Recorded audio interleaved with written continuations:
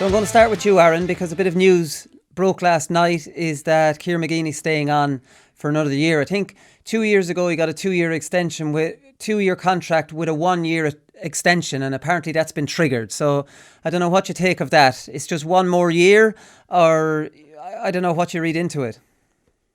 To be honest, I didn't expect any different on it. I know obviously there would have been huge disappointment after the Monaghan game.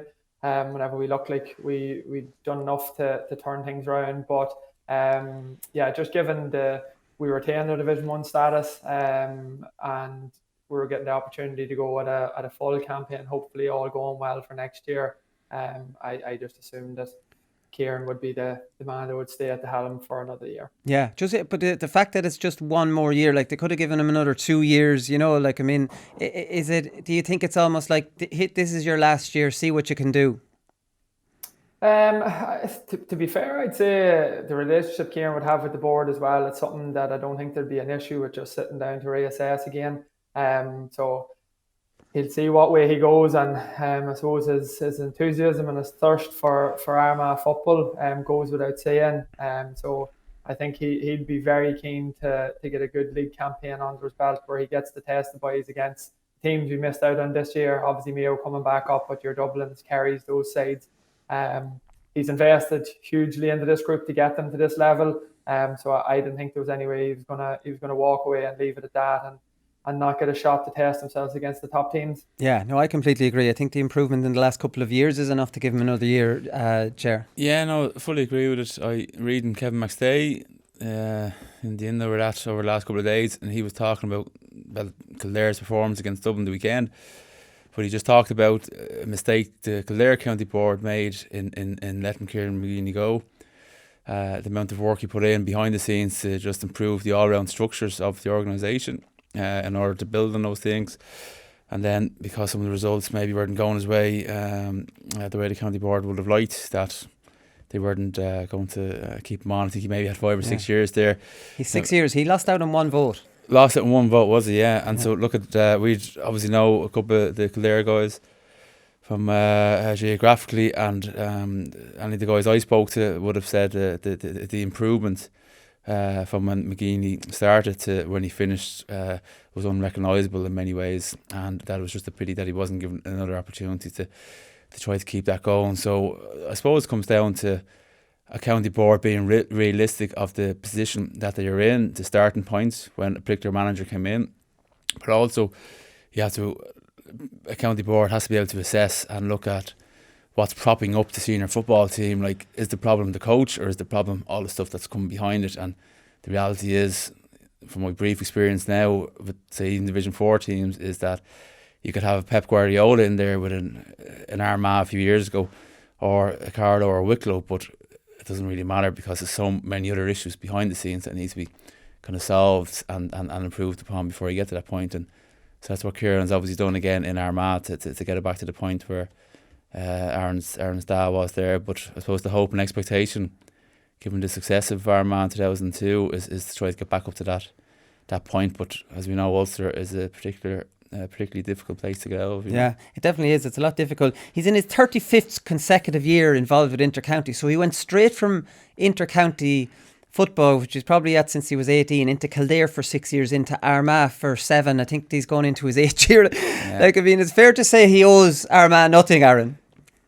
Yeah, I can vaguely remember Dad was in as a coach with Paddy McBrearty in 89, 1991, and Geezer would have been still in the Abbey Grammar School in Newry at that stage. Dad would have actually had to collect him from home, and myself and the older brother Stephen would have been sitting in the car on the journeys down to Armagh with him at that stage. So yeah, he's still going strong at this stage. Jeez, yeah, that's a good one. Like, I mean, sure, your father and him, like captain and manager, like, I mean, you know, they were obviously thick as thieves back then. Yeah, like that would have been the initial contact that Dad would have had with him.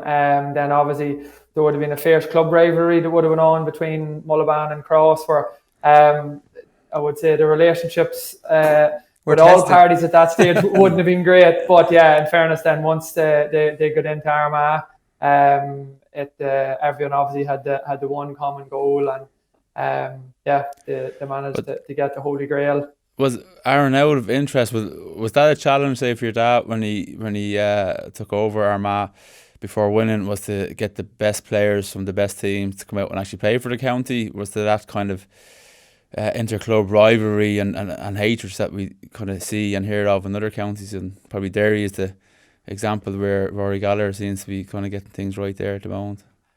No, I think in fairness, the best players would have all been making themselves available, but I would say hand on heart, I would have been young enough, I would have been 17, 18 around that time, so I don't know the ins and outs of it, but the rivalry would have been that strong and that it was fierce. Like there probably would have been a bit ironing out to be done to get everyone on the right track, but I think in fairness to, say, management and players, they realised that they were on the cusp of something very special, that their own agendas with their clubs had to be parked for the greater good, and I think ultimately that happened. But definitely, I would say it would have been something that would have had to be addressed. Just that maybe wee bit of trust would have had to be gained on all parties at the beginning. But well, they won the All-Ireland in the first year, so they seem to have worked out fairly quickly. I think that was just maybe 80s, 90s, 70s football anyway, Ger, because I'll never forget going to Laois Club matches in the 90s and the county players would be beating the heads off each other. Yeah. And I remember thinking, we never did that with each other. I don't know what it was, but we never fought each other. I think it was only my first year, I remember some lad from Strably was at me and I sprayed water in his face and Barney Marr came over and gave me a good dig now into the stomach, knocked me. Yeah. That was the way. He was not kind of like an enforcer and stuff, but I don't know what it was. I don't know, is there more respect amongst county players now, Ger, or does it still go on in Dublin club football? I know Connolly and Philly McMahon went at it. You get the odd one, but in general, county players don't tend to do that, do they, when they go back to club? Probably not as common as maybe what it once was, and just even thinking, when I started playing senior with the club around 2003, I remember my dad and so was his brother, my uncle Fran, would have been saying that be sure that you tear into the established Dublin players when you're playing against them, right, to make yourself known. So that's what I used to do. But then, I always maintained that till I finished playing with St.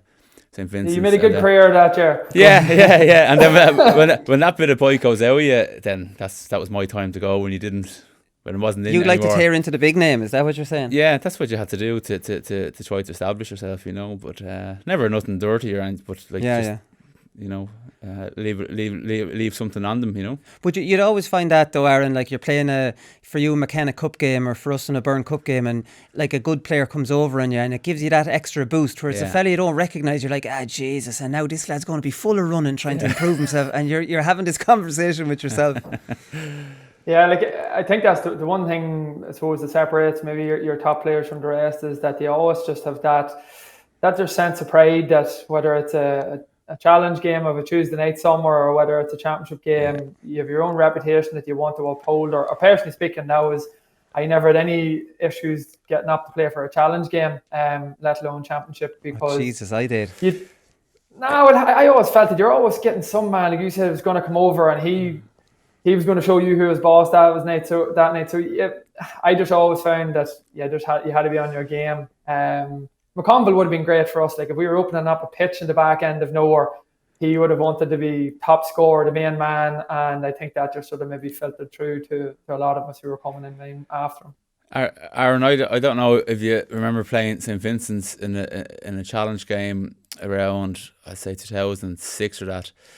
And it was February 2006. It cost us an All-Ireland in 2007. Oh, Jesus, fill us in here. This sounds interesting. It was a February, yeah. Well, the lads were still, they were going for their whatever number of Club All-Irelands, and we had lost the previous county final against UCD by a point in 2006. So Mickey Whelan was getting us decent challenges, but the lads came down to Vincent's and absolutely walloped us, and by 15, probably 20 points.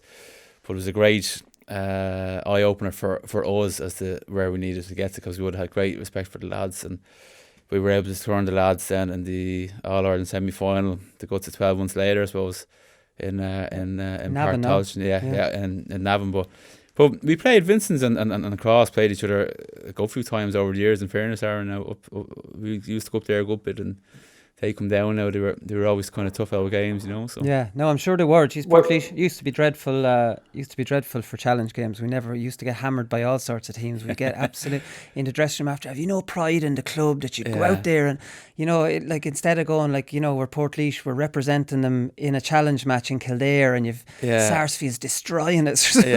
Just couldn't get up for it. But anyways, lads, we need to move on here. We could talk all day about this. What do you make of the goalkeeping situation, Aaron? I'll start with you. We talked about this on Monday. Do you see this tactic here to stay? Do you think it makes sense? What was your take on it?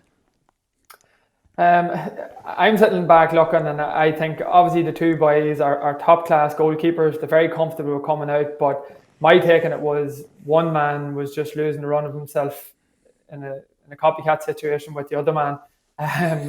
For me, it got out of control. If I was in the defence and I seen that going on, it was chaos. Maybe it wasn't, but to me it looked like chaos. Like seeing Beggan coming back and the tackle was unbelievable to win it back. And I actually think if Monaghan had went up the field and scored after that interception, I actually think they would have went on to win the game, because it would have given them such a lift. But had that ball went into the back of net, or Matty Donny even just tapped it over the bar, it just makes the keeper look very foolish. And likewise, Niall Morgan, whenever I seen him pushing to left corner forward, the furthest man in the field, and he's heading up there, I could just see his jersey coming into the bottom of the screen, and I said, what is going on here? You wouldn't even run from half back to half forward in that situation. You'd just try and get someone who's beside you to push out a lane. So the context of how that actually happened, I have no idea. And for me, I would think that it would be pure pandemonium if you're trying to organise to get all the opposition forwards picked up to make sure somebody's in nets. I can get a bit of it where, they can link a bit of play and they can come out and read the ball and play as a sweeper. But to be going to the extent where they're going up, man, or pushing up and kickers that are end of the field, taking shots, I think it's just maybe taking it a step too far, to be honest with you. Colin Kavanagh was talking on Monday. He was he didn't see as much fault with it. He says he understands the logic of it. But my point is, we all understand the logic of it. The logic is very clear. They're covering off a space. But the point is, are they the right man to do that? And I would say they're not. And look, there's a risk-reward decision-making process that kind of happens in your head in games. And Aaron touched on it there.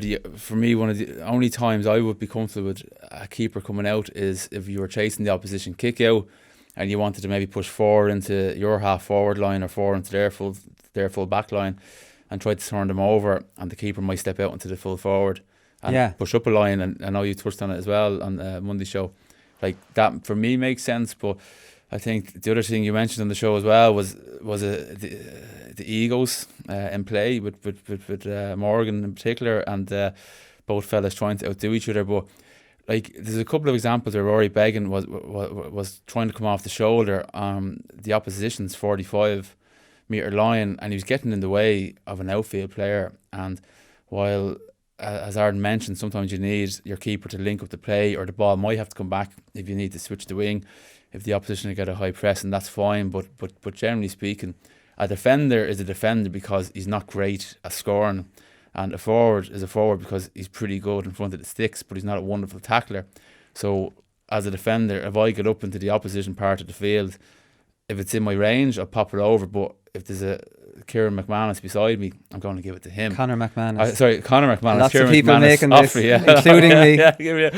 But so it's and even Beggan had a shot as well, and it for me it's too speculative, and I think they actually just get in the way, and they fill up holes where they shouldn't be.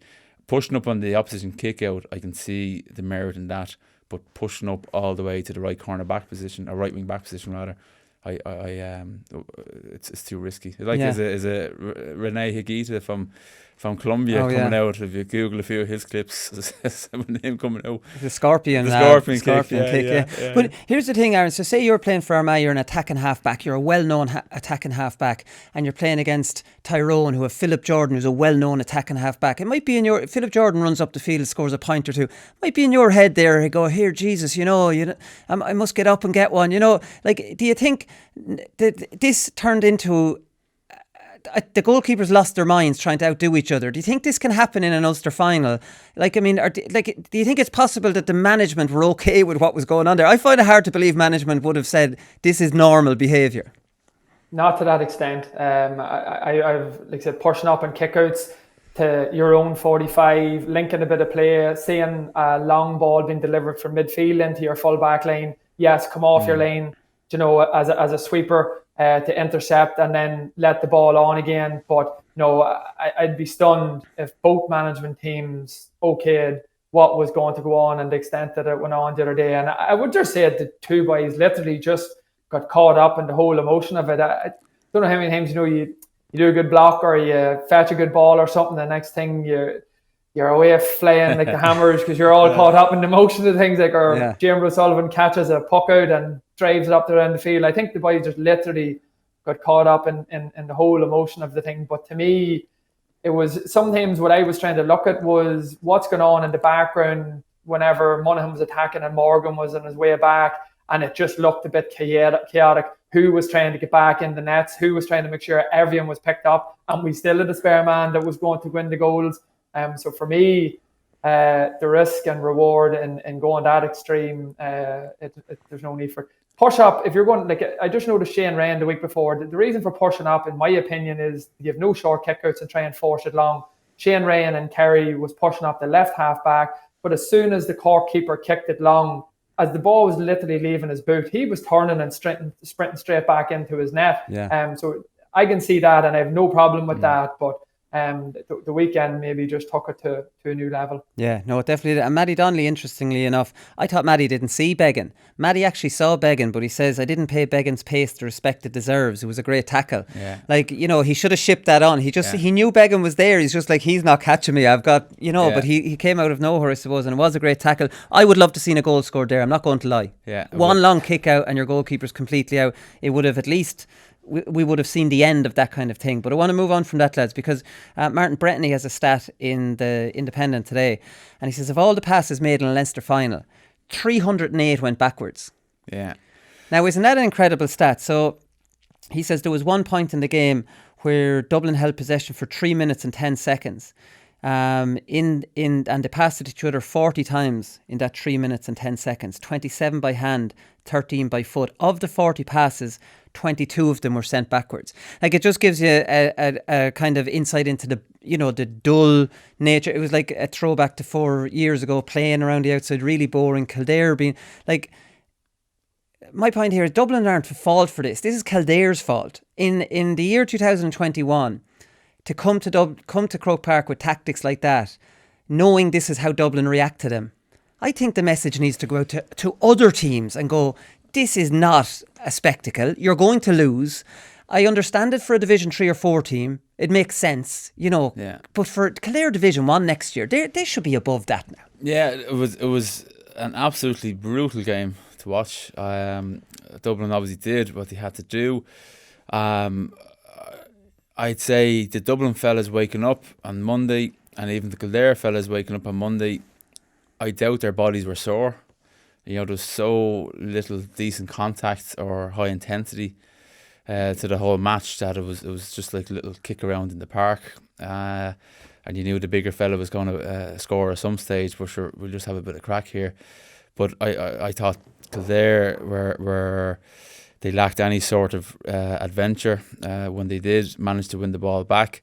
There's numerous times where Kildare managed to win ball in their own 45-yard line, and there could be 4 or 5 Kildare fellas in that little area of the pitch, if you want to imagine it, 30 by 30 metre kind of segment of Croke Park, and 4 or 5 of them would end up passing the ball to each other, and the ball would be still into one area, and none of them had decided to break the line or to get ahead of the ball to kind of create pockets of space.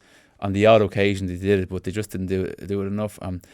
Like, Kildare are fit, they're athletic, but they just really didn't have a go. And psychologically, Dublin were probably 6 or 7 points up before any ball was even thrown in, and that's what we see with the final score. But it was a a game to forget in my view now. Yeah, no, it definitely wasn't. But Dublin are boring. They go into full boring mode, Aaron, and it's hard to blame them because they know they'll win doing this. They're not, they know they will definitely win by doing this. They had 12 shots in the second half. We had this stat on Monday, and they scored 11 points. They go full boring mode. They'll get through you. You won't touch the ball. You'll get really tired chasing around, and you'll have no forwards up the other end of the field. So, Aaron, you might explain to me why a team like Kildare will go up to Croke Park and think that's going to work.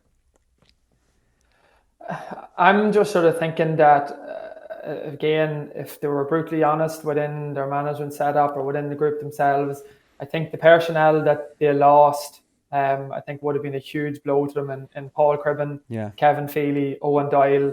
Experienced players, absolute quality players, but sort of their leaders. And I think with the best will in the world, they might have been saying otherwise, but I don't think deep down that they felt that they had the capability of going up and beating Dublin by going man to man and having an absolute cut off them. And I think if they're not reflecting this week and disappointed that they didn't, well then there's something badly wrong, because Dublin have been flat. They haven't been the same side so far this year. There was opportunities where if they had been more direct, they had more support around the likes of Daniel Flynn, Jimmy Halen, that they could have got more joy out of it. But for me, it was in the psychology, maybe in the lead up to it, that it left them in the position that they were in, that they never really, really believed that they were going to do it. But you can find a balance between being ultra defensive, right, to limit the amount of scoring opportunities Dublin get, but Kildare weren't able to again find that middle zone of we'll drop a couple of bodies back, but we don't want everyone coming back, and let's keep a few fellas up there. You don't have to go man to man. You can give some balance to it. You can give some balance to it, some better balance to it. and a more zonal approach maybe to their defensive setup might have proved more fruitful, because it can give keep fellas with an extra bit of juice in the leg to actually get back up the pitch then, but it just looked like every time a Kildare guy got the ball back in their own part of the pitch, it was like, job's done now, I'll lay it off to you and you're giving it back to me and I'm giving it to him, and no one's deciding to actually have a go, and bar the couple of guys Aaron mentioned, individual bits of brilliance, there was no obvious style of attack play. It did look Kildare, like they're trying to keep the score down, and look, in the Kildare's defence, they were always going to lose that game. They've now been promoted to Division 1. They've made a Leinster final. They haven't been disgraced. They were never going to win it. So is that what they're thinking? Let's build on that now for next year. I would rather go out and lose by 8 to 12 points, having a cut and leaving it out there, as opposed to what about 20? What did they learn? Like, I don't know what they learned. Well, they don't learn. No, I'm only thinking that they've got a positive kind of thing to work on for next year. Maybe that's the kind of thing I'm thinking of. And that's what Jack O'Connor will obviously do to sum up their season. They obviously have it is a successful season when you look at it at the bigger context. But as players, it's the last game that sticks in your mind, and the opportunity to go out and kind of correct and work on some of the things is what motivates a lot of guys, where the manager obviously has to set the narrative for his own self too. I'm doing a good job here, but for me, the Kildare players, there was just there was just not enough ambition, And even Colin Kavanagh said on Monday, even Days Tyrone stood in there waiting for counter-attack, and they weren't getting the counter-attacks. He's talked about looking at himself the next day and said, did we really did we go for that yesterday? You don't even feel right about yourself as a competitor to your whole game plan. This is what I always critical of the counter-attack style, is that your whole game plan is based around the opposition being a bit stupid and giving you the turnovers that your game plan needs. When if they don't give them to you, you don't really have an attacking game plan at all. You just have basically let's wait. That's why a lot of those defensive teams look a bit silly when they go down in a game. Well, the second half performance was something that Kildare should have taken lessons from and looked to apply that as best as they can, and even break it up into the 4 quarters. For the first quarter, or even the second quarter, we'll go at them. For the first quarter, we'll just contain things. Everyone try and get your hand in the ball, get comfortable. And then second quarter, after the water break, let's have a good cut here. It's only 15-20 minutes. We get a breather half time, and then we'll reassess where we're at then, you know. Yeah, no, exactly. Come here, Darren McCurry has been talking about improving his fielding, and I thought this was a good one, Aaron. So he says, I've been watching my game back, especially last year, and I needed a bit of work on the high balls. Now, he's proved against Cavan and in the games after that, especially against Cavan, he caught 2 brilliant ones over his head, that this is definitely looks like something that he's improving at, or maybe they're just kicking it into him and he could always do this and we never really saw it because he would have been getting more hand passes or like shorter balls.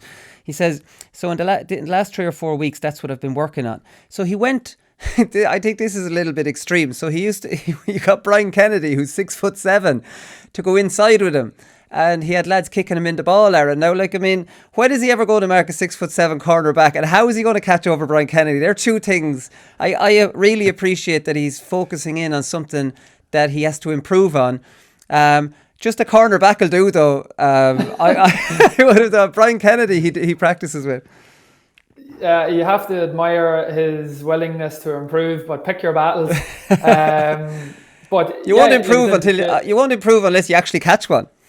Yeah, exactly. And to be fair, if Brian Kennedy's coming in and he wants to spile or he wants to fetch the ball, there's only one winner in them. But the fact that he's thinking that way, if you're a manager, you're saying, right, well, there's a man who's trying to see how can he improve, what can he offer different to us that maybe he hadn't done previously. But I think what stands out more for me is, why would you be practicing if you didn't know the ball was coming in? Exactly. So it's obviously something that's been talked about within their group. This is the changes that we're going to make. This is what we're going after. And he's saying to himself, right, this is an area that I need to get better at. I need to improve on because I want to stay on this team or I want to get on this team if that was a few months ago. And I think all you have to do is look at his performances in the championship so far and look at whether it's still what his traditional was, coming on the loop, putting the ball over the bar, or being able to win his own possession. He's been super so far. So for me, it would be more, why did he want to improve on this? And that's the positive from a Throne perspective. It's obviously something that they're really trying to work on. And to be fair, it's obvious that they are.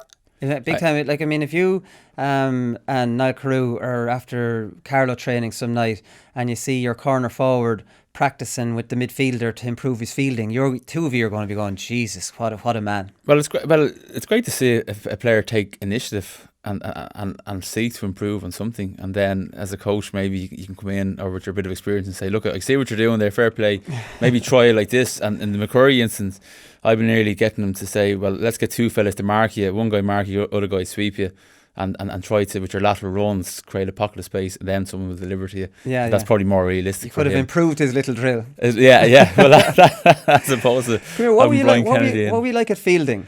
Jeez, I have to say I was dreadful. Yeah. I had no radar. Like, I could run under it. I could run, to the side of it. And I remember being out in midfield a couple of times, when the goalie's kicking it out, even if it was just in a warm-up, I'd go with the goalie and I had no radar to see where it's landing. And the admiration I have, and that's me on my own. And the odd one I might catch then, I'd catch it up so high that the power of the ball, I'd end up landing on my back. It would actually knock me over. I was just all over the place. I remember Conor Callaghan scored the goal against Kerry in the league in Thurles, and I remember Paul Murphy being all over the place, and I totally related to him, not really knowing where this is landing. Yeah. And then other players have a lovely pitch of where, because midfielders not only have to get the pitch of it, they have to get to that pitch of it before someone else who's on their back who's going to punch it off them. It's an amazing skill. It's definitely an amazing skill. It is a bit of an innate talent that fellas have to be able to, like you say, read the pitch and then to be able to deal with the physicality of someone pushing and shoving you and going for the ball. So to start off with, to start off with, like as a half, as a centre back, you were not overly encouraged to go for the kick out in case it goes over your head and there's a big hole there. As a wing back, probably a different story for Aaron. You can go and compete, because if it is lost, it's still out on the wing. So a lot of the time I was told just to spoil it. Don't let your man catch it, break it down, and then on our own kickouts, you're looking for the quick ones or get in. You never need it. Get in on the break. So it was a skill that I didn't necessarily have to develop. That example of Paul Murphy, then, from a full-back's point of view, I remember that goal. Paul, the question I would ask him after that is, if that ball was kicked in and you're only just part of the warm-up or practicing high fielding at the end of the training session, and there was no one on you, would you have caught that ball? And the answer is, yeah, I probably would have caught it, and you would have dealt with the flight of the ball better. So Paul Murphy became so engrossed with Conor O'Callaghan's movements that he forgot himself, where you have to find a little balance as a full back. And that's where Paul Murphy lost out on that particular occasion. Yeah. Well, maybe that's getting obsessed with the man, Aaron. Number one, what were you like at fetching? And number two, a great bit of advice Stevie McDonald gave us here on the show was that people freeze up when they want to kick a pint because you have to put it between the two goalposts. And he said, picture a man standing on the black spot on the post and pass it to him. And that psychology of kicking a pint would be gone out of your head. I thought it was a great kind of thing, because you'd hit a man with a pass. Why can't you kick a pint? Yeah. Absolutely. But to make you feel good, if you were bad fetching around the midfield, I was 10 times worse. You to couldn't be fair, be. I was. Just same thing. I couldn't get to my timing, getting to the flight of it, reading it, where it was going to, be at its highest point or where it was going to drop. I just was poor. But to be fair, I'll put a lot of that down to playing my whole life with Paul Herty in nets, and the ball was going 40, 50 metres over my head, and I was just coming out for a break ball or running on to loose play. So to be fair, there was no such thing as short kickouts, or you were never an option for it. And if one did manage to come along from the other side, you were really just trying, as Gerard said, spoil, get it broke down. But midfielders never wanted you coming to jump with them. They always wanted you to be in the ground to pick up the break ball. So yeah, it wasn't a skill that I ever worked on, and it wasn't one that I would even call a skill that I had. Yeah, because even sometimes you'd be out around the midfielders, the really good fetching midfielders, and they'd be wrestling for it, and they'd sprint and hit the pitch of it, and you almost feel like you're in a land of giants, and you're out of your depth on the field, that you're like, I am nowhere near. This is an amazing kind of battle they're having that I know nothing about, like, I mean, it's, and just on with me, like, I was really good catcher of, like, it always stuck to me, like, I was, and even anything at head high, I can catch it. But once you put that start going over my head, I don't know, I can't. Yeah. Or maybe it's kind of the pitch of the dropping ball rather than one that's shot at you. You just have to have a bit of a skill for it. You probably have to have the height to be put in that position from a young age, as tends to happen with kids. And then the more you're in that part of the field, the better fellas will continue to improve. But if you watch some of and obviously Brian Mullins from Dublin, seen a couple of Brian's clips over the years, but it's like the best midfielders out there, it's like an internal clock that they have, that they know how long the opposition, and in particular their own keeper, how long the ball will be in the air for. So they know how long they have to nearly wrestle with their opponents, and then they make the quick bit of a dart to get the half an inch or half a foot ahead of them, and it's just a pure timing thing. Yeah. And the introduction of the mark for midfield is I think has reinvigorated that art of actually high fielding and balls being kicked far longer from kickouts, which is a good thing, I think. No, it definitely is. So Darren McCurry says the reason he's doing all this anyway is to be able to win your own ball is massive. And it ended up winning us the game at the end. And he was talking about one of his catches. But then Mickey Hart was on the BBC at halftime, right? And him and Oisin had a bit of a disagreement or a debate again, which is fantastic stuff. Mickey Hart says, I don't believe a man should have to win his own ball. When it's yours, you have it. Why should you have to win it? Like, is that a bit of a depressing statement here, Aaron? That, like, I mean, Mickey Hart just doesn't want any contest in the game at all. He doesn't, like, it has to be possession. You have to keep possession. Why would you even entertain giving it to a lad who might have to win it under pressure, and there's even half a chance that we might lose it? Like, I mean, Mickey's really stuck in. Mickey's finding it hard to come out of the way football went. To be fair, I watched that there, and the man, his record speaks for himself. But if you're an inter-county forward and you can't win your own ball in a difficult situation, go back to your club, because you're not a county footballer. Yeah. Every ball can't be perfect. There's times where you're going to have to fight for possession, whether it's low at your ankles, whether there's a man right beside you, a sticky man marker. Stephen McDonald, perfected it, using his body, to shape an angle for himself for a ball to be delivered. But for Mickey to say that nobody should ever have to win their own ball in a competitive sport, I couldn't believe it. Owen Mulligan fetching the ball, wrestling with Paul Galvin after a long delivery for Philip Jordan, has the wherewithal then to lay it off the Canavan, to roll it into the net. Is that not somebody winning their own ball? Like, there's risk in the pass that went in, and then he secures the ball, shields Galvin away to open up the space for Canavan to put it into the back of the net. So is Mickey trying to say that pass shouldn't have went in? He shouldn't have had to win that ball? I think he is. I think that's what he is saying. That's not Gaelic football. No. Every pass can't be perfect. And the difference between your top inter-county players and your club footballers are that they can win it anyway. They can win it under pressure. They can win it in space. They can win it in the air. They can take you off either foot. That's the difference between club and county footballers. And I think if you're going into county football and you turn around to your manager and say, I don't have to win my own ball, I want it on a plate, you're in the wrong game. Yeah, he's been brainwashed by the possession-based football, clearly, with that statement, because winning your own ball is a very, very obvious advantage to any forward. It always has been. If you have players that can win their own ball, isn't that brilliant? No, it is brilliant, and because I'm just thinking, Aaron Carroll played Louth in the Division 4 promotion, and nearly all of Louth's kickouts went long, contested, and which was kind of counter, which goes against rather what Mickey was saying the weekend. But I don't know, because is he steering things up, Mickey, for the crack? Because I had listened to the previous little spat that himself and Oisin had the previous week as well. I don't know, is he just knocking a bit of crack out of BBC or it seems like a silly comment for a man of his experience, you know. I think what he's trying to say is you should always play the ball to the advantage that your man wins it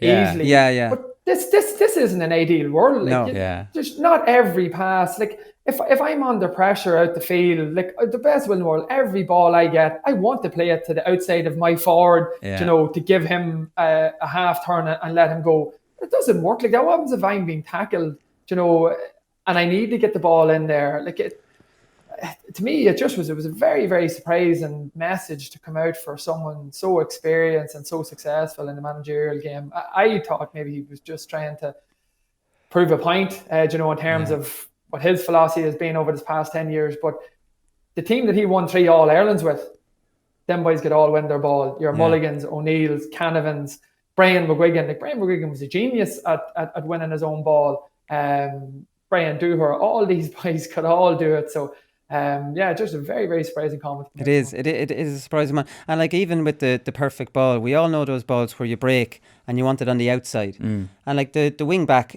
wants to give it, he's not stupid, and that's where you have the yard, but he gives it kind of back into the middle of the 2v, and now there's a coming together and you might not win it, and you look back at him and he'd usually put his hand up and say, I'm sorry, like, that's my fault, without whatever. But like, I mean, you have to be able to be able to win those balls. Like, Michael Murphy would probably win that, whereas I might have been thrown off it, you know what I mean? But it depends on the play. It definitely depends on the player. Tony McEntee had a great statement for us whenever he was coaching us, and obviously we were trying to play a kicking game, and he said, if you're an inside forward and you can't win your own ball, you're a cornerback, because all you're doing is breaking the ball away. Get back up there. So he put real emphasis on your inside forwards. If you can't win that, go away and play cornerback, will you? Because you're no addition to me. So you had to win your own ball, and that was the gauntlet. We had to give them good ball, but those boys had to win it, even if it was a difficult situation. But there's nothing more there's nothing more annoying than kicking in a ball and it not sticking, it coming back out to you, and now you're defending all over again. Because I've done it again. If a fella does it twice in a row,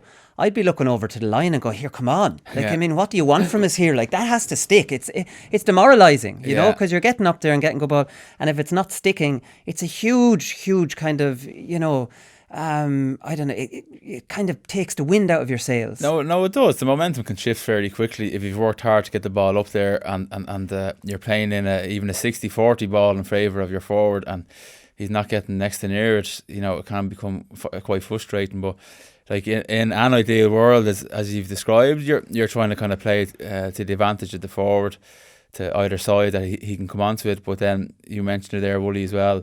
The man in possession needs to recognise who is he kicking it to, and if this guy isn't known for winning a 50-50 or 40-60, well, then you just got to keep possession and recycle it. But if you have a better fielder in there, a stronger man, well, then yeah, this guy's going to get a hand on it. We can let it into him, like, you know. Yeah. We used to do that with Owen O'Gara when Owen would probably come in more often than not. We knew he was always going to get a hand in something, and everyone knew that, and an awful lot came off it. Not an awful lot didn't come off it, but you were happy kicking into him. You know? Well, that's it. Well, it takes the pressure off the field when he's on another level of ball winning. You know, Yeah. like, I mean, he takes the pressure off people out the field because it doesn't have to be the perfect pass. And Yeah. he could probably turn a 40-60 into, you know, make you look good. Yeah, by thank you, bulldozing, yeah. He's bulldozing done that. through some. He's done that, Here, yeah. come here. Alan Brogan was talking about the what ifs here. Any more what ifs? You were obviously in with so Pat Gilroy started this, but he didn't start it at the same level. Jim Gavin took it to new army levels. Yeah. Where Pat Gilroy was talking about what if someone gets sent off, you know, whatever. Jim Gavin moved it on to what if the bus breaks down? What if, you know, like almost like, you know, a pilot in the army, nothing here is going to surprise us on Sunday. Is that kind of how it evolved? Yeah, you were just preparing for all different eventualities, so that if you were faced with something that, you know, we've all say the night before a big game, or even the morning, we're all a bit pretty edgy, and you can be annoying your parents if you're still living at home, or the missus. Anything at all could frustrate you, like, you know, like get away from me because I'm in my zone and getting ready for the match. And in the same way, if something went wrong on the way to a game, whether it was a bus breaking down or something like that, or a guy maybe turning up late, caught in traffic, that we've talked about it, we've come up with a plan A and B if something happened, so that there's no panic, so fellas aren't getting all flustered when they arrive to the ground. But I thought it was a good thing, and it was something we talked about certainly on the field. Starting with Pat Gilroy was, again, if you can see the goal, don't panic. If you can see 2 goals, don't panic. We'll try to recover and get on with it. But that's all it was, you know. But that's what Aaron, I was telling Wooly off air. We were coming out of Park Esler and down, and it's obviously a brutal ground to get out of with the traffic. Only one road in, one road out, and we were all looking for a few cans and a few beers, and I think maybe the Shamrocks is the name of the local club that's there, the clubhouse. We're trying to see, can we find anyone? Is it called the Shamrocks? I'm just trying to think there. Nuri Shamrocks. Yeah, Nuri Shamrocks. To see could we get someone to open it to go in and get a few pints, because we were about an hour and a half waiting around to get down the road. But that was the only what if that probably wasn't catered for. But he didn't necessarily want you drinking either, you know. So yeah. That wouldn't be a Jim Gavin what if. Did you ever do a list of what ifs, Aaron? Is that ever something you would have done in Armagh? We haven't, no, and I've experienced plenty of issues on the way to games. We had the All Ireland Club final in 2007. Our bus broke down heading out to the Grand Hotel in Malahide. That was a bit of a fiasco. And there was another one. We were going to the Ulster under-21 final in 2004, and we were driving down the motorway outside Belfast, and there was a lump of iron on the middle of the road. And as the bus drove over it, the iron flipped up and blew a hole in the bus. So we had to drive the whole way in with the back of the bus filled with smoke and all the players crammed up to the front of it. But we didn't have the what-ifs, but it didn't affect us on both occasions. We won the Ulster and we won the All-Ireland. So we were very much in the zone. Who needs the what ifs? That's what I actually got yeah. thrown off the bus on the way to a Leinster under-21 final in 1998. The bus driver, he was a really highly strung fella. Yeah. And I used to be able to get really under his skin, and I was pissing him off out onto the side of the road from Portlaoise to Tullamore with my gear bag. Yeah. And the county secretary picked me up and brought me to the good old days. But last one here, lads, is that the All-Ireland semi-finals and All-Ireland final are going to be on Spanish TV. So I thought this was an amazing thing. So Spanish broadcaster TVG is the second biggest broadcaster in all of Spain, and they're going to show the All-Ireland football semi-finals and the final. And it's going to be broadcast to 100,000 people in the region in their native tongue. Now, I thought that was Spanish, but I think Galicia has their own kind of Dialect, Catalan or Basque kind of region. So, like, I mean, I just thought this was fantastic. This has never happened before. Like, I mean, a non-English speaking country going to broadcast Gaelic games in their native language. Yeah, and chatting to you off air, Wooly and Aaron, I took a group of fourth year TY students to do the Camino de Santiago, and we cycled along that route to Compostela, which is the capital of Galicia. and up and down mountains, just a beautiful part of the world, and coming into a couple of villages, and I was hearing this diddly-eye music and saying, that's gas, that sounds like Irish music in the middle of kind of Spanish mountains.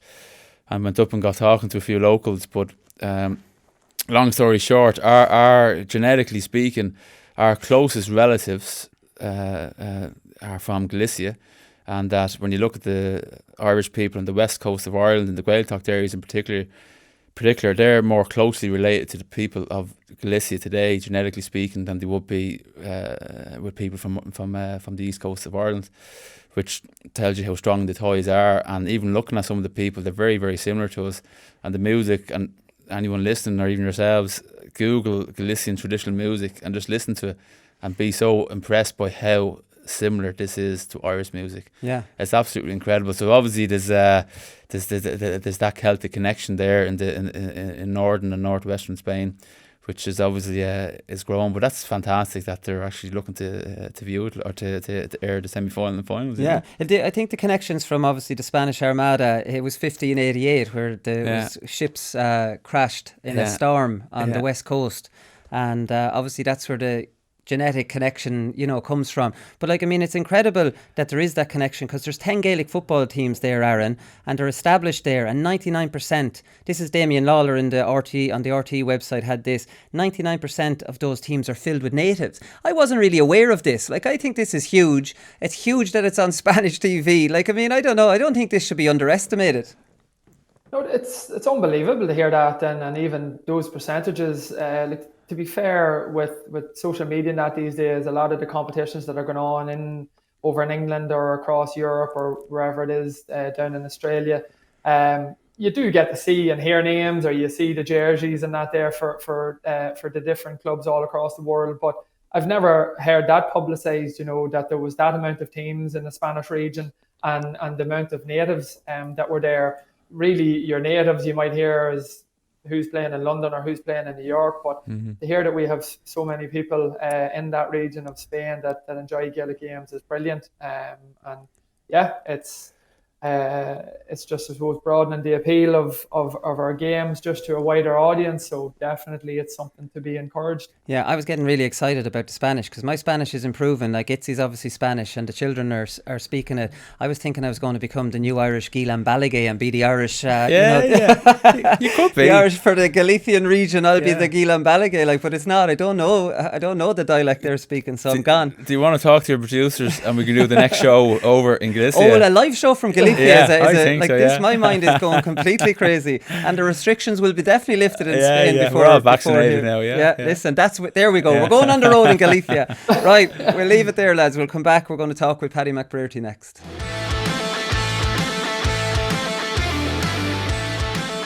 So we'd have to start the interview with Paddy McBrearty by wishing you happy birthday, Paddy. Jeez, this is what a coincidence. I have you whack bang on your 28th birthday. I know. Thanks for that, Wooly. But yeah, the years have flown in, so they have.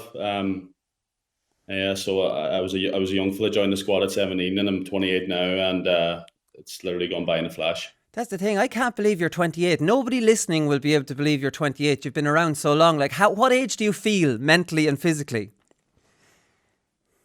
Mentally, I still feel sharp enough. Physically, 38, to be honest. Some days after championship games there, it can be a struggle to get out of bed. But listen, I'm fit to train the Tuesday after championship games. I'm still doing all right. And I feel good enough at the minute. When did you notice the kind of extra soreness the day after a championship match? Maybe definitely more this year, to be honest. I don't know if it was the good weather that we've got for most of our games, but definitely getting after both the league games and championship games, the body, you could definitely tell a difference in the body. So for the first 8 or 9 years, I got away with it. I was the lad always out training, but now sometimes I might be the lad taking the Tuesdays off. Yeah, it's the hard ground, I suppose, hitting that with the summer we've had.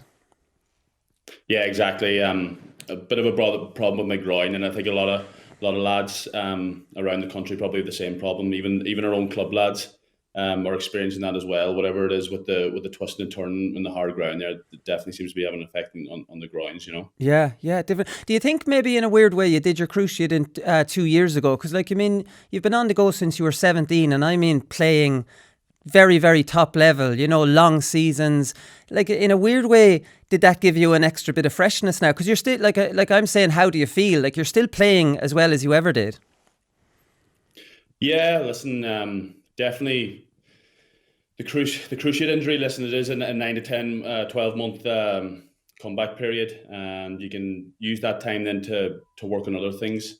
It gives you probably a rest physically, but mentally, you know, you're always thinking about championship the following year and if you'll be able to get back for that. But from when I did my cruciate, you know, I think we had, from when I got my op, you know, which was the August in 2018, we had Fermanagh, I think, in the preliminary round in May 2019, and that was always the aim, and we pushed it hard.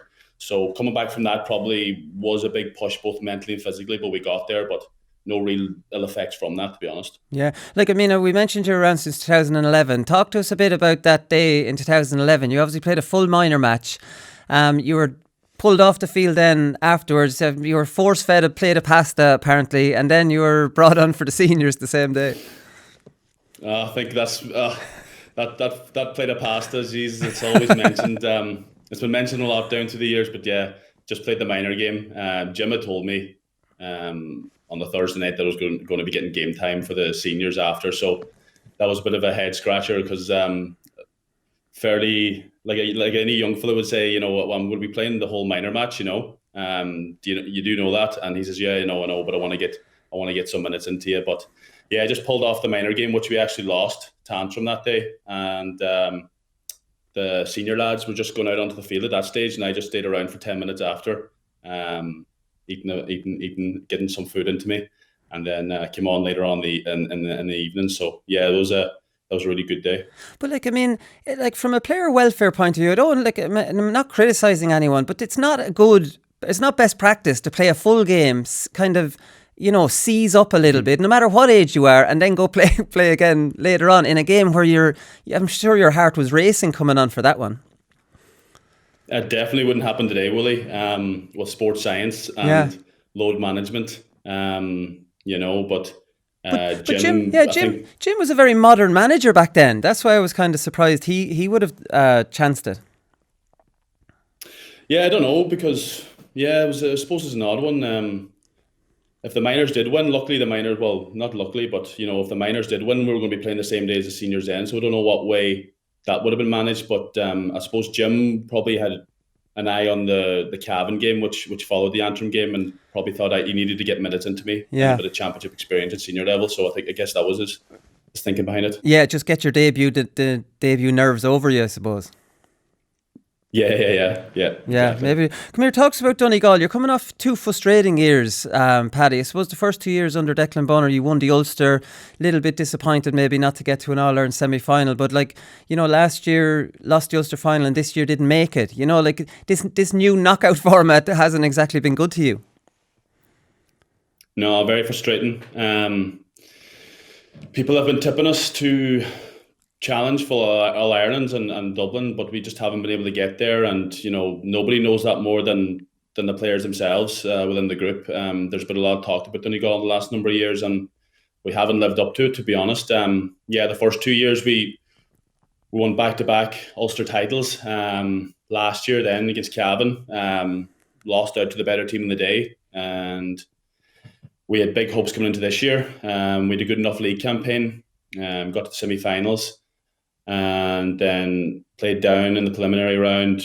Had a shaky enough game against Derry, a real championship battle against Derry, and then against Tyrone there a number of weeks ago. You know, things didn't work out in the day for us, but we don't have any excuses. You know, we can't keep saying that things didn't work out in the day for us. We need to get over these big games, you know. Yeah, and like, I mean, is all the talk, because there is a lot of talk about you, because you're a very good team to watch and you were double Ulster champions. Like, I mean, do you talk about blocking that out? Like, is that getting in on top of you, you know, wanting to be challengers for the big prize? Well, we lost the big games in 2018 and 2019. We lost to Tyrone in 2018 in Ballybofey. That was the first time we lost in Ballybofey in since 2010, I believe. And then we lost to Mayo in 2019, and it was just an ethos that we're saying around the squad. We need to win the big games. And I think the Derry game this year, that was a potential banana skin for us. I think maybe a year or two before that we might have lost that game, but we actually came through it, and that gave us good confidence then going into the Tyrone game. But in Ulster, there is a lot of tough games there, and Tyrone are one of the top teams in the country. So when you do look at it, you go out in the Ulster semi-final, but you do go out to a very good Tyrone team as well. But things just didn't work out for us that day in Brewster Park, No, and like in a weird way, it's like Donegal have unfinished business, because it's, you battled really hard with 14 men. Your captain's gone. You didn't come out of that game with people saying, "Oh, they lost a big game." It was more like I thought you came out of that game with a bit of credit, considering you stuck in there for so long. Yeah, we lost Michael after 20, 25 minutes. When you lose your leader like that there and your captain, the heads could have went down easily, but I thought we came back well. I think we came back within a point at one stage. Yeah. And, we got the goal then. Keelan got the goal, but they seemed to be able to go down the field and tip over scores, whereas we were working very hard to get scores up the other end with 14 men. And the day that was in it with I'm not using the excuses of the weather, but we were exerting a lot of energy going up and down the field with 14 men, trying to claw back a lead. And as I said, Tyrone have a lot of quality over the field, and they brought on, when they're bringing on the likes of Conor McKenna and Cathal McShane as well, bringing on fresh legs like that, it's going to be a hard day for us. Yeah, it definitely. Come here. How do you feel where do you feel football's at now? Geez, I went through a few sticky years for a corner forward. Like, I mean, Jesus, you're living off complete scraps. You're getting a lot more ball now. It's back. It's coming back a little bit to where it. Well, you kind of came straight into pretty defensive football. But say when you were underage, for example, are you enjoying it a lot more? Yeah. The enjoyment's always there. I wouldn't be doing it if I wasn't enjoying it, to be honest. As you say, there's probably a tough couple of years there for corner forwards. You had your defensive job to do probably first, which was probably traditionally, you had to score your 3 or 4 points a game. But where football's at the minute, there's been a couple of rule changes which are very well profiled and talked about throughout the media.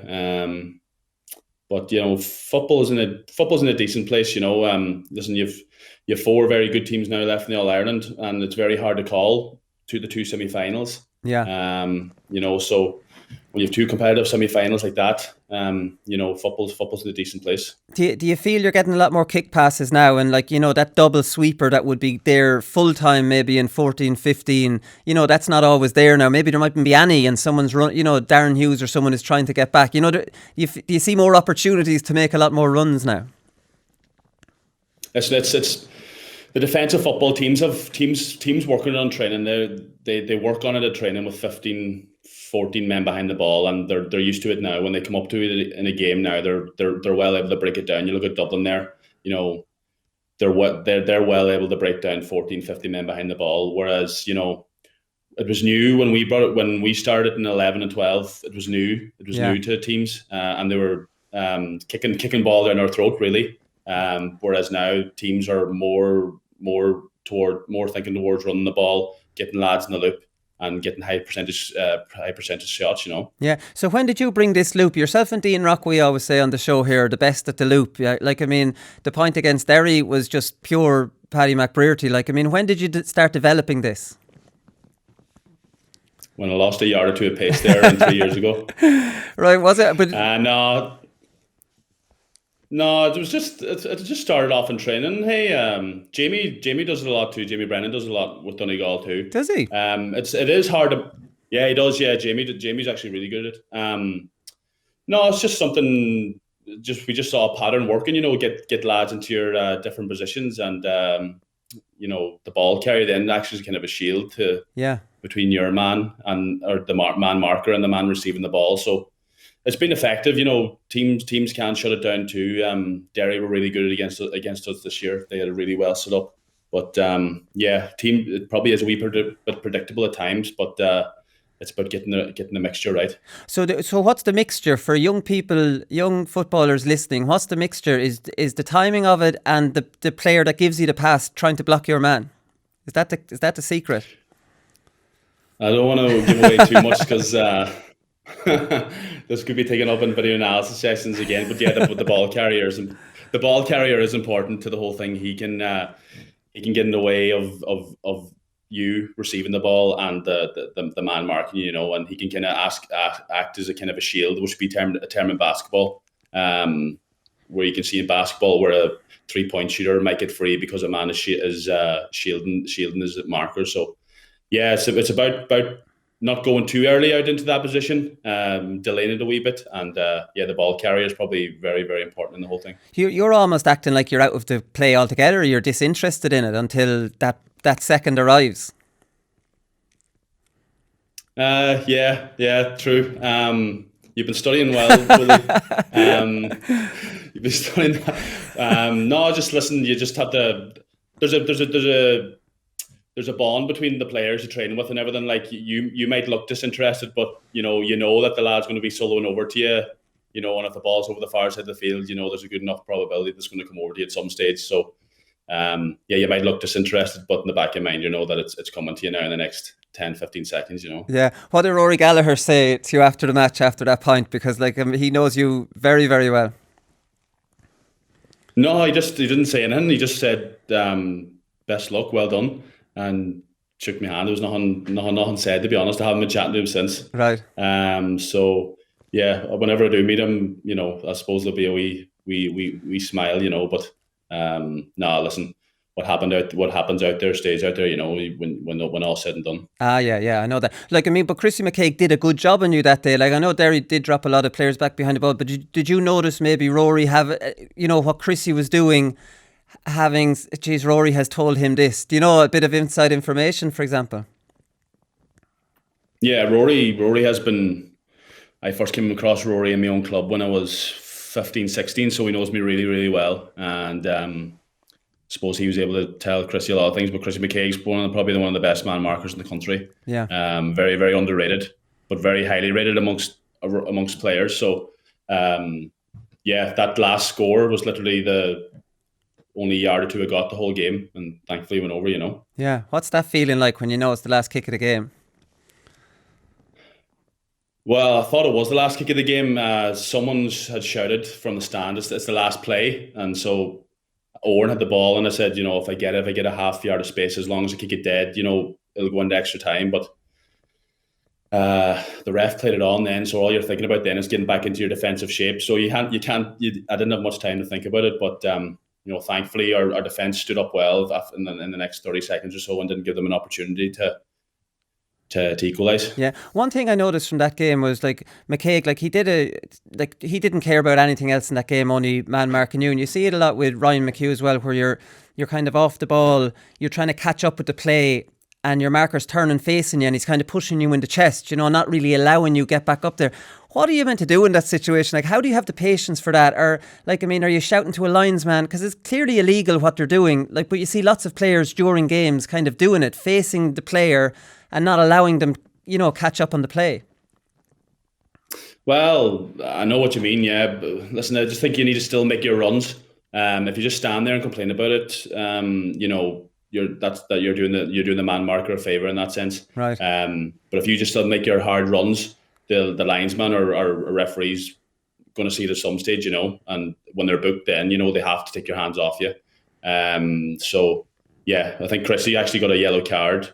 Maybe 10 minutes to go. Maybe if he didn't have it, I wouldn't have got the yard or two I needed in the last right in that last phase of play. So just keep making. I think it's important you just keep making those hard runs, trying to get away from your man, and hopefully, you know, a linesman or referee can see it. Yeah, at some point. What do you make of the mark?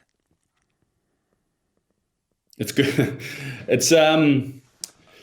It's probably frustrating for a lot of people watching GAA. They kind of can't understand it. I don't know. I didn't want to see it coming into the start, obviously, because I didn't want the game to turn into like Aussie rules. Yeah. But there was a couple of games this year where the mark turned out very well for us. I think we got the equalising score in the Monaghan game this year from a mark. Yeah. But yeah, is it here? Is it something I want to see stay? I don't think it is. I think, you know, if our game is a great game, if it's just let played the way it normally is, from what I remember as a kid. It's changed a lot since I even started playing. The amount of rules that have come in since 2011. So, yeah, I think I don't know if they'll stay, to be honest with you. No. Well, obviously, as from a corner forward, you're going to like it. You were the one that got that equalising point. Why wouldn't a corner forward like it? It's from a point of view of people watching. It's those kind of easy marks into your belly. Inside the 45. They're not. It probably does slow the game down. Whereas you take on your man, it would be a bit more exciting. Now you just stop. That's right. But I think there's we played down this year in the championship, and the ball was kicked in. And I caught it, and I put up my hand, and the ref blew me for a mark. Yeah. But I didn't know, and the referee didn't know if the ball was outside the 45 and it had travelled the required distance. Yeah. And I think there's a bit of a mix-up there. If I put up my hand, and the ball was thrown up as a result of that, So I think the refs are still a wee bit confused about it. The players are still a wee bit confused. Do they stop? Do they have to stop? Do they keep going? If they're going to be brought back for overcarrying. It can work out to the forwards' advantage, but, I don't think as a whole the players want to see it stay, to be honest. Yeah, no, I don't think anybody does. I'm yet to see somebody who likes it, maybe other than yourself when you win one. Come here, one other thing I want to ask you is, what's the story with pulling up your shorts on your left leg when you're taking a free? Is this a Cristiano Ronaldo inspiration? No, I saw you tweeting about there. One of the lads sent it to me. It must be 3 or 4 years ago. Yeah. It's a complete habit. I walk around the house like that when I'm wearing shorts around the house, and it's. I'm asked by my mother, "What's this about?" And I don't know. I started when I was 16, so there's nothing to it, Willie. It's not trying to impersonate Ronaldo or anything like that. Don't worry. It's not you could get yourself a specially designed pair of shorts, just little bit shorter, a short. Maybe it's such a... O'Neill's a fortune of material. Come here, right before I let you go. What are you doing now? When's this county final being played? Or you're a week away from a county final, and now you're a year later. Is it been? I saw talk it's going to be played before or after this year's championship. So the 2020 Donegal county final is on Saturday week, right? At 8 o'clock in Ballybofey. So we're playing Leith Connell. Yeah. Nearly a year on to the day, I'd say. I think we played Gweedore in the semi-final in August 2020, and now we're in August 2021, and we're finally playing the final. It was frustrating at the time. It was called off. We'd only 3 days to go until we played Leith Connell. But listen, we're here again. It wasn't too bad for the county players because we were playing throughout the year and training with the county team. But for club players, it must have been terrible to just, keep training, try and keep up a bit of fitness, keep doing your bit of gym work, to get prepared for this now. So it just comes down to 60 minutes now, and we're waiting a whole year for it. So yeah, it's finally been played next Saturday week, and then the 2021 championship starting maybe 4 weeks after. So 4 weeks. Well, that's a good break then after that as well. And what kind of shape were the club boys in when you went back? I know the county players are dedicated through lockdowns and everything. How are what kind of shape are the Kilcar boys in? No, very, very good. In fairness, we have a good group of lads there now. They do keep themselves in good shape, and I suppose anyone will say that, but our lads are very good now. They kept tipping away, and some days you'd be driving around the place, and you'd see one of them or two of them down in the football field doing runs themselves, So they've kept themselves in very decent shape now, and likewise probably with the Leith Connell lads. So it's going to come down now to Saturday week and 60 minutes, Yeah, exactly. Well, come here, best of luck in it. I've taken up enough of your time on your birthday, Paddy, so we'll let you go. Any plans for tonight? No plans tonight, Willie. No plans tonight. Training tonight, actually. We're training tonight, so there better be a cake down there for me. Paddy. Gluten free. No icing. No icing. Paddy, thanks very much. We'll talk to you again. Willie, thanks a lot. Great stuff from Paddy there. Right, that's it for today's show. We will be back. There's hurling weekend, obviously, this weekend, so we'll be back next Thursday, and we'll preview the All-Ireland semi-finals then. So see you all then. Good luck.